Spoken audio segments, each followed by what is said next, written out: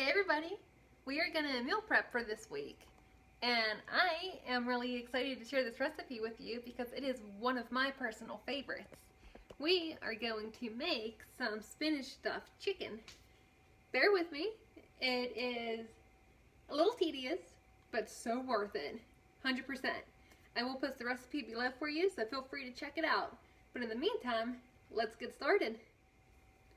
Okay, so the first thing we want to do is we want to go ahead and set our oven to 350. Go ahead and let that preheat up a little bit. We are going to first take some grape seed oil, baby spinach. I just picked the Nature's Basket. It's Giant Eagle. Spinach is spinach, however you want to buy it. And some minced garlic. So what we want to do, and let me get this so you can see my stove, we are going to first cook our spinach.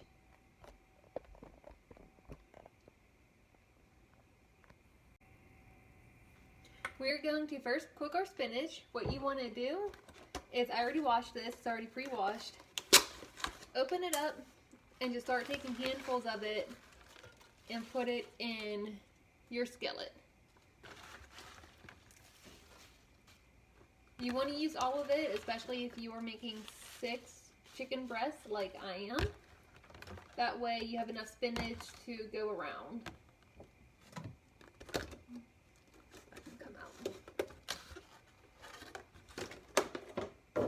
We are then going to take our minced garlic,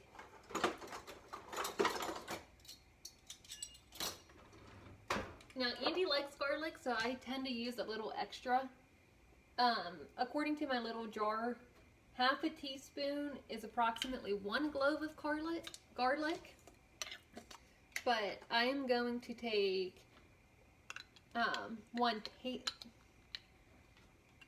was it teaspoon or tablespoon? Teaspoon. Oh, I don't want to do a tablespoon of garlic. We're going to take 1 teaspoon of garlic, not a tablespoon, like my dumb butt was originally trying to do.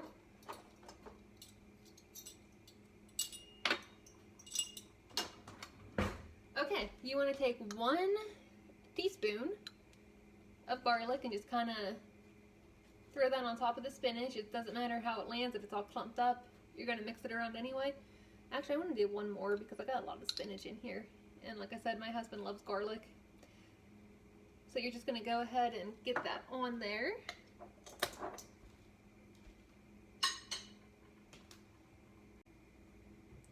Once we have the garlic and the spinach in here, we are then going to take some grape seed oil and just give it a nice coat over all of it. You don't want a whole lot because it is still oil, so it's still high in a little bit of fat, even though it is grapeseed. But you do want enough that it will help the spinach cook evenly. So that should be good. And then we are going to go ahead and light this. I honestly hate gas stoves, especially this burner. It takes a little bit to get it going.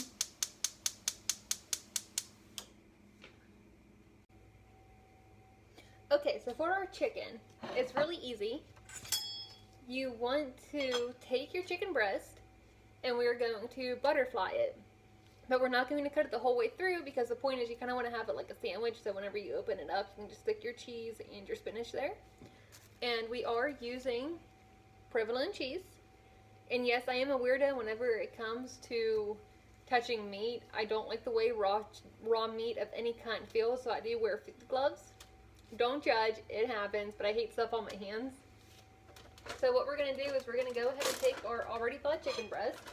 And this is one of those things that you cannot do if it's still frozen because you need to have it open and cut. So we're going to cut it down the middle. You know, I said earlier you don't want to cut it the whole way through. You still want to kind of have it open like a sandwich. So we're going to take that piece and we're going to place it on a cookie sheet I have prepared on the stove with foil on it. So we're going to go ahead and just stick it right there. And we're going to do the same thing with these other pieces of chicken.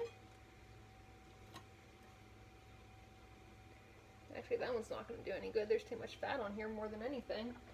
That's a dud. And you do want to trim any fat off that you have to, because nobody likes chicken fat.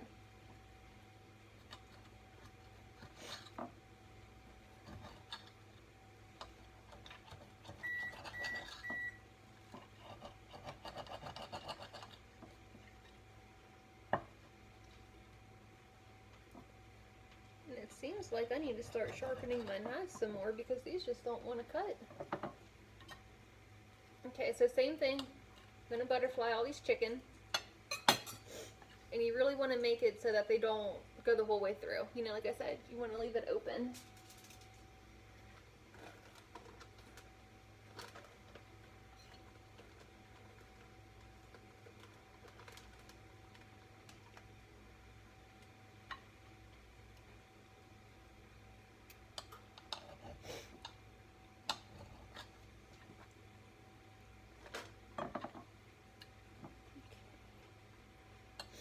And it doesn't matter if you cut it long ways or short ways. I prefer doing it the long way just because I feel like I can get more in the chicken as far as like kind of stuffing it a little bit. And you do want to keep an eye on your spinach. So as we're doing the chicken, you know, still be sure to go ahead and mix that around and make sure that everything is cooking evenly, which it is just about done.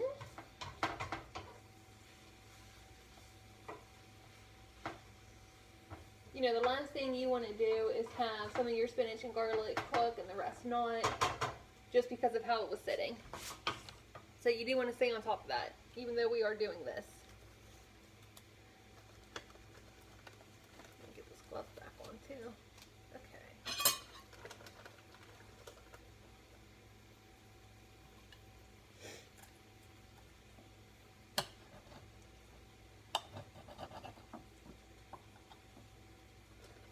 Tell you what, I'm a little disappointed in this chicken. It seems like there's more fat than actual, like, good meat on these. Also, on a side note too, usually whenever I make chicken, I will buy the chicken tenders instead of the chicken breast. Just because as weird as it is, even though it's the same brand of chicken, there is less sodium in the chicken tenders. So really the only time I'll buy chicken breast is if I'm doing something like this, because you just can't make the same thing that you can with a chicken breast with the tender, especially whenever it comes to making this meal. Or at least I can't, because the tenders that I seem to buy are kind of small. But, I mean, I guess if you buy big tenders, you know, why not? I mean, at this rate, it seems like these chicken breasts might as well be little tenders.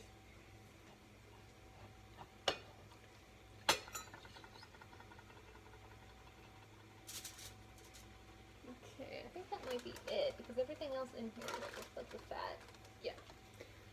Okay, so let's get these gloves off. And I'm going to pitch this, so I will be right back and I will show you how to finish off this recipe. Okay, so we have our chicken butterflied, we got our spinach cooked. Now it's time to add the cheese and the spinach to our chicken. Whenever it comes to getting the spinach out, I prefer to use tongs. I feel like it's a lot easier and you can control it a little bit better than you could with just a spoon or a spatula. But before we put our spinach down, we want to go ahead and get the cheese on. Now, me being lactose intolerant, it is difficult for me to eat a lot of cheese, so I tend to only put one slice on mine, but my husband loves cheese, so I'll double his. But you kind of want to make the provolone cheese like a little tortilla, and you will go ahead and you will place that in your chicken where we slit it. So it kind of looks like a little tortilla sticking out. And you will do the same thing with the others. And even whenever you double the cheese, you still want to have that little tortilla shape going, because that's where your spinach is going to sit. And because I don't eat that much, and I like the little baby chickens, I'm just going to do 2 of mine that are just going to be 1 slice, and the rest will be for my husband because he will be taking this to work with him too.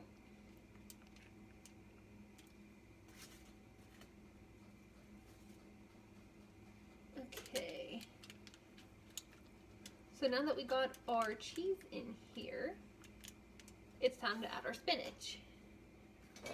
And what you want to do is you want to take enough spinach that you're kind of going to fill your little tortilla provolone. So you're just going to go ahead and stick that in there. You're going to do the same thing with these other slices until you have used all of your spinach. Oops, we kind of want to keep it together. Throw a little bit more in there since that's a bigger one.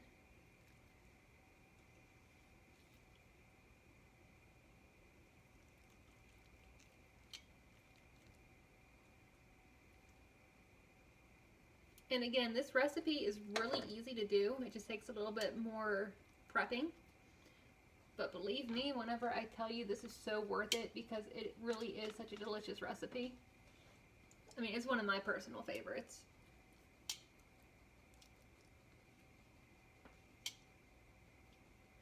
Okay, since he likes garlic, like and a little bit more with the garlic on it. Okay, so we have our spinach, we have our cheese, and we have our chicken. Now, I'm gonna go grab some gloves. I'll be right back because we get to fold them. Okay, so what you want to do now is the reason we didn't cut the chicken the whole way through, we just kind of butterflied it just so it stayed deep enough, is you're going to take your chicken and you're kind of going to fold it back together. That one didn't cut deep enough, but it'll be okay. You know, you want to make sure everything stays right in there. And sometimes provolone cheese is a little big for these, but I've learned that it's the best cheese that you can use. So really just kind of get your chicken like folded back up a little bit, even if it flattens itself back out. It's not a big deal. You really just want to make it so that everything is just going to get right in there. And really all this is doing is just kind of getting that grapeseed oil into your chicken too before it starts to cook, just to give it that extra flavor. So once you know everything's good to go, we are going to pop our chicken in the oven, not microwave. And you want it to cook for at least a half hour. You know, with the meat thermometer, make sure you check the chicken, make sure you bring it up to temperature. That way, you know the chicken is cooked thoroughly and you're not going to be eating raw food. So I'm going to go ahead and put these in the oven and I will show you what they look like after the half hour whenever they are finished. Our half hour is up. I did check the internal temperature of this chicken and it is cooked thoroughly. This is what it looks like. It is very good. I am going to wait for Andy to get home before I eat, but I am also going to cook a side of the no butter noodles. That sounds really good. That sounds like a really good side for this. I hope you all enjoyed cooking with me today. I am going to go hit the gym and then I will post my workout for you along with the recipe and everything we just did in this video. So stay tuned for more. Go.